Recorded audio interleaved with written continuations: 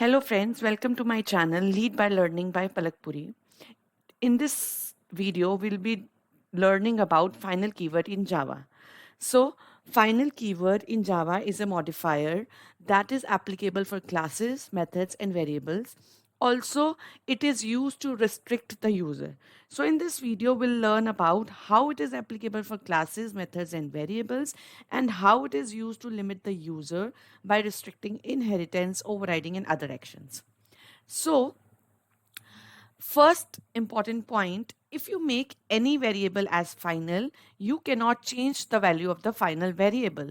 That is, it will be constant or reassignment is not possible in case of variable declaring as final.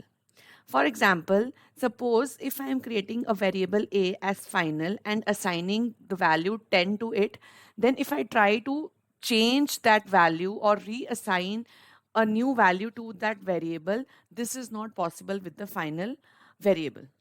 So it will give you the compile time error.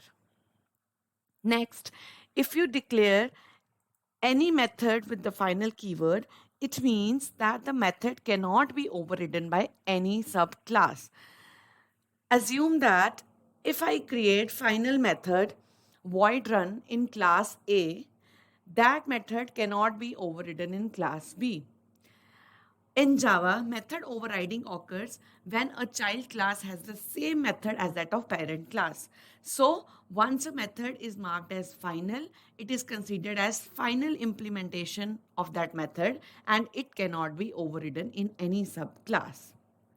Third, if you declare any class with the final keyword in Java, it means that the class cannot be extended by any other class, which means inheritance is not possible with the final class.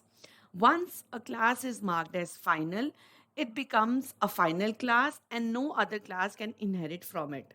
So in this, you can see a class A is declared as a final class. So if you are trying to use the functionality of class A in class B, this is not possible and it will give you the compile time exception.